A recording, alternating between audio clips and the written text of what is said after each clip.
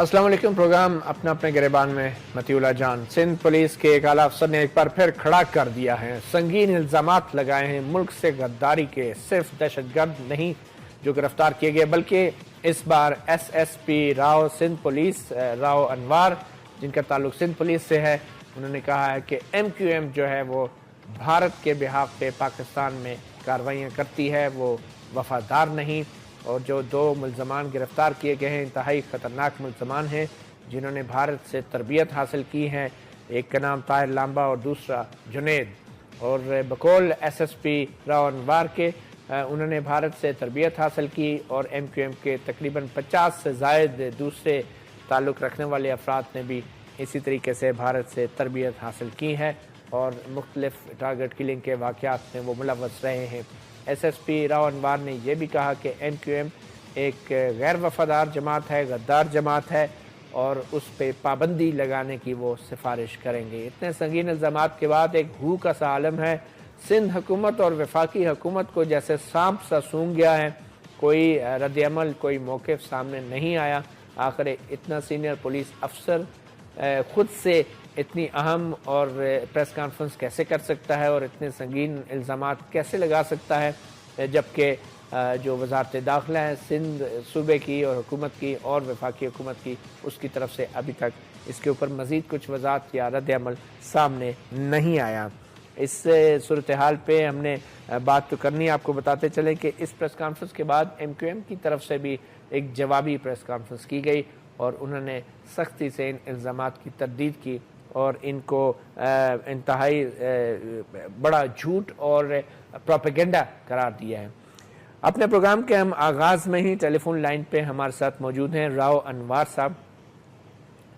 हाँ, हम बल्कि टेलीफोन लाइन पे हम उनसे रब्ता तो करेंगे, मगर सबसे पहले आपको वो दिखाते हैं प्रेस कॉन्फ्रेंस जो सिंध के SSP पुलिस राव अनवार साहब ने की और जो इल्ज़ामात उन्होंने लगाए। इस तरह की अगर चीज़ें होंगी और इतनी बड़ी पार्टी जो है इस तरह के लोग पैदा करेगी और इस तरह दहशतगर्दी की कार्रवाइयों के लिए यहाँ के लोग इंडिया में भेजेगी और इंडिया में जाके वो ट्रेनिंग करके हमारे मुल्क को ख़राब करेंगे, तो ना जो है पार्टी को बैंड होना चाहिए। मजीद हमारे पास और बहुत ज़्यादा सबूत हैं, बहुत सारी चीज़ें हैं जो मैं आपको और भी बताऊँगा। इसके अलावा खिदमत खलक फाउंडेशन, आप उसका ये देखें कि उसका ये है कि उसका ऑडिट होता है, वो वेलफेयर के काम करे। वो इनके टिकटों की, ये जितने भी जाते हैं इनके लीडर लंदन जाते हैं आते हैं, एक एक की बाय नेम एक एक की टिकटों की पेमेंट जो है वो खिदमत खलक फाउंडेशन के अकाउंट से होती है। उसका मेरे पास सबूत है। इनके अकाउंट के जो बैंक अकाउंट है उनके नंबर हैं और वहां से इन्होंने चेक के जरिए एक एक आदमी की पेमेंट की हुई। ये देखें, अभी ये रा जो है, रा के इस तरह के एजेंट हैं और किस किस नामों से जाते हैं, क्या जाते हैं, और इस तरीके से ये एक हमने ये सारी चीज़ इस पे कंप्लीट की है कि ये एक टेररिस्ट ऑर्गेनाइजेशन है। SSP राव साहब ने एक कागज़ दिखा दिया जिस पे रंगीन अल्फाज में MQM लिखा था और साथ टाइप हुआ था टेररिस्ट ऑर्गेनाइजेशन है। काफ़ी मोटी सी ये किताबचा थी, शायद ये किताबचा हमें भी नसीब हो, हम देख भी सकें इसके अंदर क्या है और अंदर की बात क्या है। इससे पहले भी बड़े संगीन इल्ज़ामात MQM पे लगते रहे और इसी हवाले से जो जवाब आया MQM की तरफ से थोड़ा ताख़ीर से, कुछ देर पहले ही हैदर अब्बास रिजवी ने जो है SSP राव अनवार के इल्ज़ामात का जवाब दिया। मगर जो ख़ास इल्ज़ाम ये था कि ताहिर लांबा और जुनैद को जो है चंद दिन पहले गिरफ़्तार किया, 1 या 2 दिन पहले गिरफ़्तार किया गया। इस ख़ास इल्ज़ाम के हवाले से MQM के नुमाइंदे ने क्या कहा, यह सुनते हैं। तमाम कवानीन को एक SP ने बालाए ताक रखते हुए एक घिनौनी प्रेस कॉन्फ्रेंस की और उसमें झूठे मनगढ़ंत लफ्ज़ इल्जामात MQM के ऊपर लगाए।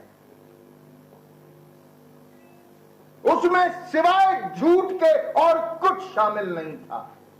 एक झूठ तो मैं अभी यहां साबित कर सकता हूं।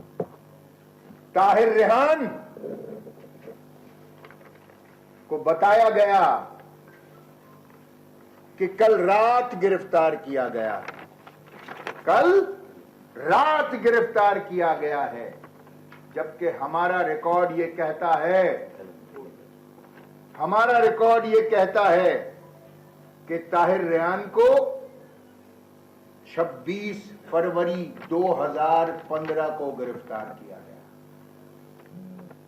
26 फरवरी 2015 को गिरफ्तार किया गया और 27 फरवरी को उनकी अहलिया मोहतरमा जो यहां तशरीफ रखती हैं, अहलिया मोहतरमा ने 27 फरवरी को हाई कोर्ट सिंध में उनकी बिला जवाज और गैर कानूनी गिरफ्तारी के खिलाफ ये पिटीशन दायर की है। झूठ बोला है उस एसपी ने कि कल रात गिरफ्तार किया है, झूठ बोला है। इस झूठ के पीछे क्या मकासद हैं, क्या सोच है, क्या माइंडसेट है, क्या नताइज हासिल करना चाहते हैं और इसका अल्टीमेट बेनिफिशियरी कौन है, ये सोचना होगा, ये बात सोचनी होगी। मुझे तो ये पूरा ड्रामा एक सियासी ड्रामा दिखाई देता है, इसके पीछे सियासत कारफरमा दिखाई देती है। ये किसी शिकारी के तरकश का तीर दिखाई देता है, इसके पीछे शिकारी के तरकश का तीर दिखाई देता है इस प्रेस कॉन्फ्रेंस के पीछे जो एसएसपी राव अनवर ने की और संगीन इल्ज़ामात एमक्यूएम पर लगाए। इसी वाले से आज हमने बात करने के लिए स्टूडियोज़ में दावत दी है। हमारे साथ रेजिडेंट एडिटर नवाए वक्त इस्लामाबाद मौजूद हैं जनाब जावेद सदीक साहब। बहुत शुक्रिया जावेद साहब हमें वक्त देने का। हमें 90 कराची से भी बराह रास्त ज्वाइन करेंगे साजिद अहमद जो रहनुमा हैं और रुकन कौमी असम्बली हैं एमक्यूएम के, वो भी हमें कराची से ज्वाइन कर रहे हैं। हमारी कोशिश है कि टेलीफोन लाइन पे राव अनवर जो एसएसपी कराची एसएसपी मलीर हैं उनसे भी हम टेलीफोन पे रब्ता करें। उन्होंने वादा किया अभी फ़ोन पे, वो भी हमें ज्वाइन करेंगे। इसके अलावा कानूनदान सरदार इसाक एडवोकेट और मज़हर अब्बास सीनियर सहाफ़ी भी हमें इस प्रोग्राम में ज्वाइन करेंगे।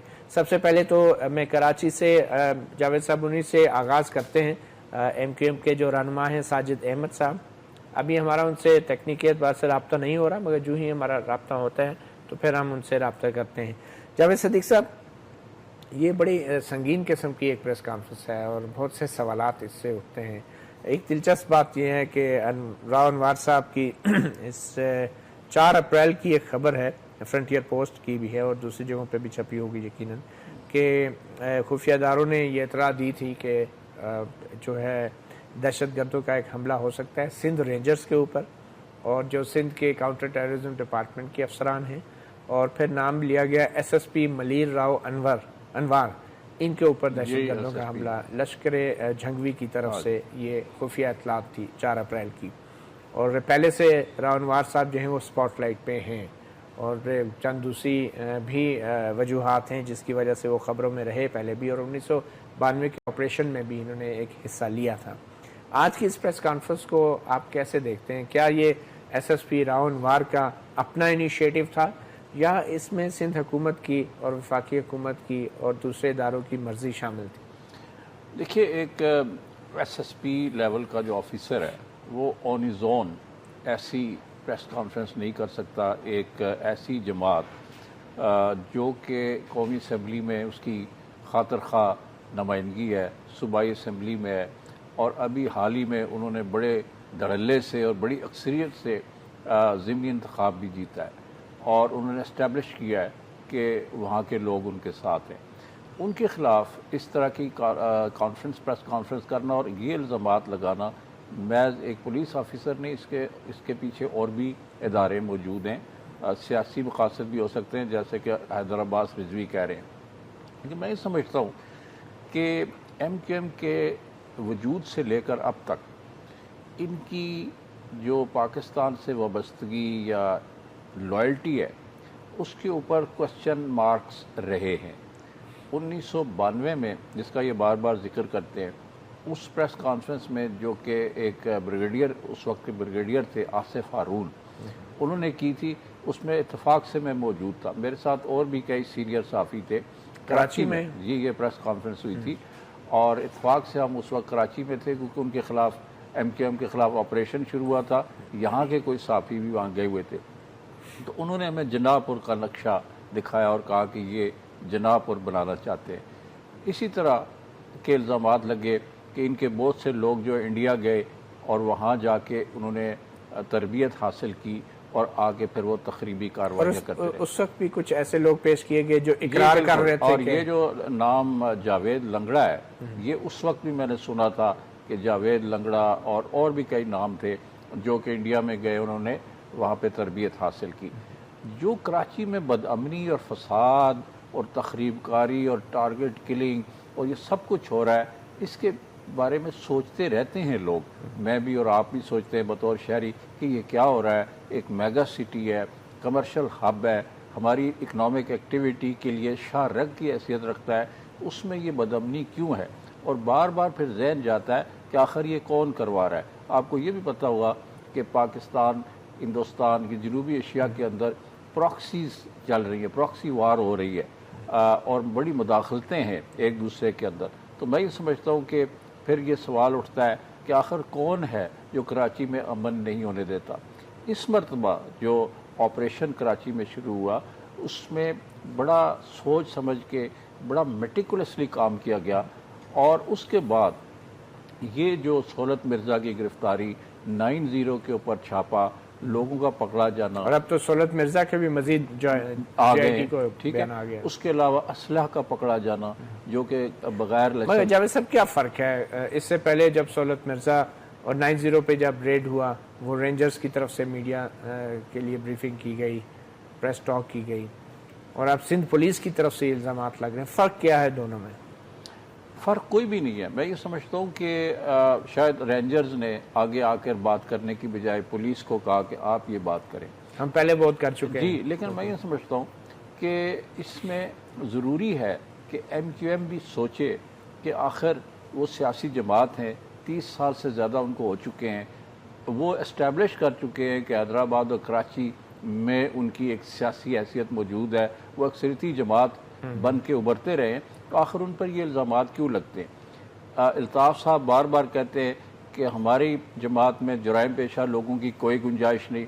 حال ہی میں انہوں نے کہا ہے کہ ہمارے لوگ نوجوان جو ہیں ریڑھی لگا کر مزدوری کریں لیکن تخریب کاری نہ کریں، ٹارگٹ کلنگ نہ کریں، کسی کے خلاف کوئی چلے اب یہ الزامات لگانے والوں کو تو کوئی نہیں روک سکتا نا؟ جی، الزامات مگر یہ آپ سمجھتے ہیں کہ یہ جو الزامات ہیں یہ نئے ہیں اور سنگین ہیں؟ نہیں، نئے نہیں ہیں۔ میں نے کہا نا کہ ایک کوسچن مارک شروع سے ہے، اور یہ کہا جا رہا ہے کہ کوئی بیرونی قوت پاکستان کے اندر اور پاکستان کے میگا سٹی کو بد امنی کا شکار رکھنا چاہتی ہے۔ ایک چھوٹی سی بریک لیتے ہیں جاوید صاحب، اور بریک کے بعد ہم اس پریس کانفرنس الزام اور جوابی الزامات کا مزید اس پہ جائزہ لیں گے۔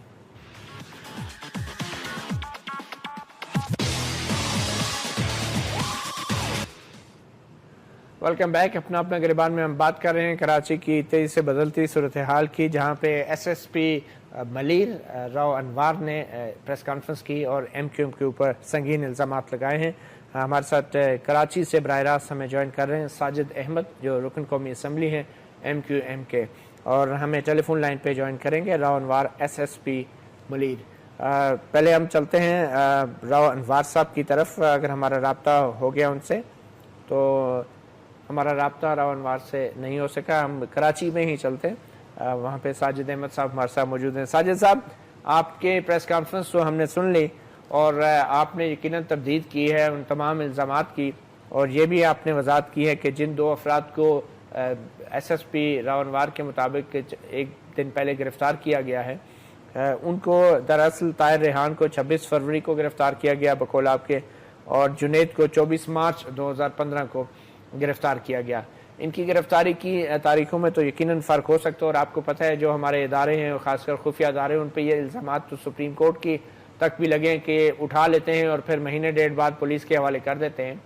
مگر اس کے علاوہ جو الزام لگا ہے یہ ہے کہ ان دو افراد نے جو ہے بھارت سفر کیا ان لوگوں نے، تو آپ اس اسپیسیفک مخصوص الزام کے حوالے سے کچھ بتانا چاہیں گے کہ کیا یہ دونوں لوگ بھارت گئے یا نہیں گئے؟ اس کے بارے میں کچھ آپ بتانا چاہیں گے؟ طاہر ریحان اور جنید یہ دونوں ایم کیو ایم کے کارکن ہیں جی جی. اور ایس ایس پی راؤ انوار نے کہا کہ طاہر کو ہم نے کل گرفتار کیا, جنید کو بھی کل گرفتار کیا, جبکہ ان کا سب سے پہلا جھوٹ یہی ثابت ہو گیا کہ طاہر کو 26 فروری کو گرفتار کیا تھا اور اس کی فیملی نے, وائف نے 27 فروری کو کورٹ کے اندر پٹیشن لگائی تھی, جبکہ جنید کو 24 مارچ کو گرفتار کیا تھا اور اس کی فیملی نے 28 مارچ کو کورٹ کے اندر پٹیشن لگائی تھی. میرے خیال میں سب سے پہلا جھوٹ ان کا یہی پکڑا گیا ہے.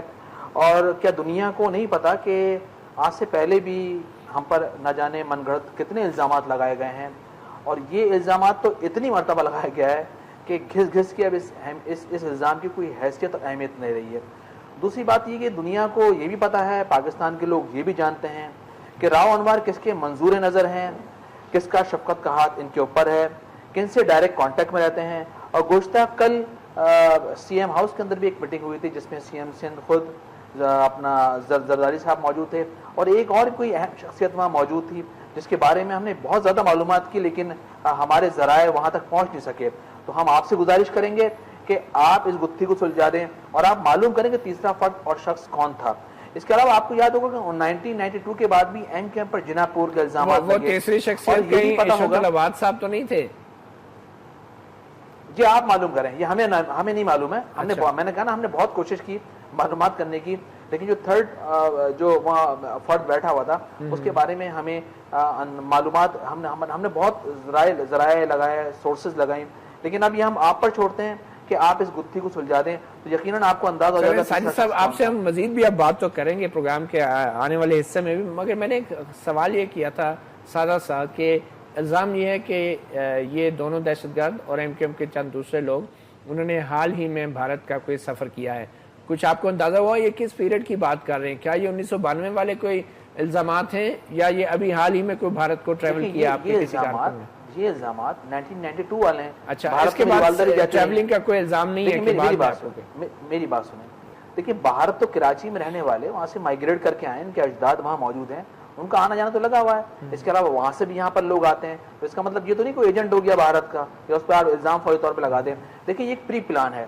ہمیں نہیں پتا کہ اس پری پلان الزام کے جو سیاسی من گھڑت الزام لگایا گیا ہے اس کے پیچھے مقاصد کیا ہیں, اور اس کے پیچھے جو ایکٹر اداکار ہیں وہ بھی کھل کے سامنے آ چکے ہیں. آپ کو یاد ہوگا کہ سندھ گورنمنٹ کے اندر ہم نے اپوزیشن بینچز کے لیے اپلائی کیا تھا اور آج وہ ہو بھی گیا, اور ہم نے اپنا عقائد حزب اختلاف بھی آج نامزد کر دیا ہے. ہم سمجھتے ہیں کہ ہو سکتا ہے کہ ان لوگوں کو, ان سیاسی پارٹیوں کو بہت تکلیف ہوئی اس فیصلے سے ہمارے, کہ جو ہم سے خواہش کر رہے تھے کہ ہم دوبارہ گورنمنٹ میں جائیں گے, ان کا ساتھ دیں گے. ہو سکتا ہے کہ ان کو اس چیز کی بھی تکلیف ہو کہ ہم نے کراچی کے لوگوں نے صوبے کا مطالبہ کیا ہے, اور صوبے کا مطالبہ کراچی کے لوگ گزشتہ 50 سال سے کرتے ہوئے آ رہے ہیں. ہو سکتا ہے کہ شاید ان کو یہ بھی برا لگا ہو اور یہ ایک ترک کا پتہ کھیلا گیا ہو اس کے اگینسٹ میں کہ دوبارہ سے ایم کیو ایم کو ایسے الزامات کی زد میں الجھا دیں تاکہ انہی مسائل میں الجھ جائیں, پھر سے ان کا میڈیا ٹرائل ہو, پھر سے تجزیہ نگار سامنے آ جائیں, پھر سے آرٹیکل لکھے جانے لگیں, پھر سے لوگ الزامات کے بعد کیا آپ کی پارٹی نے سندھ حکومت سے کسی سے رابطہ کیا اور کیا جواب آیا آپ کو؟ یہ کیا ہوا ہے دوبارہ؟ میں ایس ایس پی کے اس پریس کانفرنس کے بعد کیا ایم کیو ایم نے پیپلز پارٹی سے رابطہ کیا ہے, سندھ حکومت سے رابطہ کیا ہے, چیف منسٹر سے؟ ہمیں رابطہ کرنے کی ضرورت نہیں ہے. آج سے پہلے ہمیں اندازہ ہے اور ہمیں معلوم ہے اور دنیا جانتی ہے کہ ایم کیو ایم نے بہت کڑے اور برے وقت میں پیپلز پارٹی کا ساتھ. کس کے کہنے پہ؟ میرے خیال میں آصف زرداری واحد ان کے صدر ہیں کہ ان کے لوگوں نے بھی, پیپلز پارٹی نے بھی ان کو بعد میں صدر اناؤنس کیا تھا, لیکن قائد طریق الطاف بھائی نے ان کو اس سے پہلے خود صدر اناؤنس کیا کہ ہم آصف علی زرداری کو پاکستان کا صدر دیکھنا چاہتے ہیں, اور وہ صدر بنے بھی, 5 سال رہے بھی اور گئے بھی. لیکن ہمارے ساتھ المیہ یہ رہا کہ پاکستان کی بڑی بڑی سیاسی جماعتوں کے لوگ 9-0 پر آئے, جب ان کو وزیر اعظم بننا ہوا, صدر بننا ہوا, ان ایوانوں تک جانا ہوا, وہ آئے, انہوں نے ہم سے سپورٹ لی اور پاکستان کے مفاد میں ہم نے ان کو سپورٹ بھی کیا. چلیں ساجد صاحب, آپ نے پاکستان کے مفاد میں تو کر لیا, لیکن بعد میں ہمیشہ انہی رہنماؤں نے, انہی لیڈروں نے الطاف بھائی کی اور ایم کیو ایم کی کمر میں چھرا گھونپا. میرے خیال میں یہ سیاست اب زیادہ عرصے نہیں چلے گی کیونکہ یہ الزامات لگے. بہرحال ساجد صاحب, سیاست میں تو یہ سب ہوتا ہے نا, آپ بھی پرانے سیاسی ہیں, پیپلز پارٹی بھی, آپ سب جب آتے ہیں تو سیاست تو کر ہی رہی ہے نا, اس میں یہ تو نہیں ہے کہ صرف پیپل پارٹی کر رہی ہے, ایم کیو ایم نہیں کر رہی. کسی پر ملک دشمنی کے الزامات لگانا, کسی کو بھارتی ایجنٹ کرنا، میرے خیال میں ہم اس کی مذمت کرتے ہیں، ان الزامات کو ہم رد کرتے ہیں۔ آج سے پہلے بھی ایم کیو ایم پر راگ کا جنا پور کا الزام لگا، اور آپ کو یہ بھی یاد ہوگا کہ جن اتھارٹیز نے وہ الزامات لگائے تھے، بعد میں آ کر انہوں نے اس کو خود ٹی وی پر آ کر کہا کہ الزامات ایم کیو ایم کے خلاف غلط تھے، بلکہ ایس پی آر کا اس وقت ایک بیان بھی جاری ہوا تھا کہ ایم کیو ایم کے خلاف یہ الزامات من گھڑت ہیں۔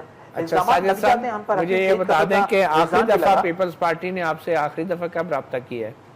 دیکھیں ہم پر تھوڑا سا میں آگے جاؤں گا، ہم پر آخری دفعہ بھی جو انہوں نے صدر زرداری نے الطاف کو فون کیا تھا NA 246 نہیں، ابھی اپوزیشن یہ حکومت میں شامل ہونے کے لیے جو آپ کو کہہ رہے تھے اور آپ نے فیصلہ کیا ہم اپوزیشن میں بیٹھیں گے، اس دوران کوئی رابطہ ہوا؟ آفر تو ان کی طرف سے پہلے بھی آئی تھی اور گزشتہ دنوں بھی آفر آ چکی ہے ہمارے پاس کہ ہم آپ کو آفر کرتے ہیں گورنمنٹ میں آئے، لیکن ایم کیو ایم نے فیصلہ کر لیا ہے کہ ہم اپوزیشن بینچز میں بیٹھیں گے، ہم کراچی کے ان مسائل کو اٹھائیں گے کہ جو حل نہیں ہو پا رہے، جو ہمارے گورنمنٹ میں رہنے کے باوجود ہماری آواز اٹھانے کے باوجود بھی وہ مسائل ہمارے حل نہیں ہو سکے۔ ہمارے ساتھ رہیے گا صدیق صاحب۔ اب یہ دیکھیں ایک ایس ایس پی لیول کا بندہ ہے اور انہوں نے پریس کانفرنس کر دی ہے، تو یہ یقیناً سندھ حکومت کی مرضی کے بغیر تو شاید یہ ممکن نہ ہو، تو کیا وجہ ہے کہ سندھ حکومت خاموش ہے، کوئی وزیر سامنے نہیں آ رہا، سام سا سونگ گیا ہے سب کو؟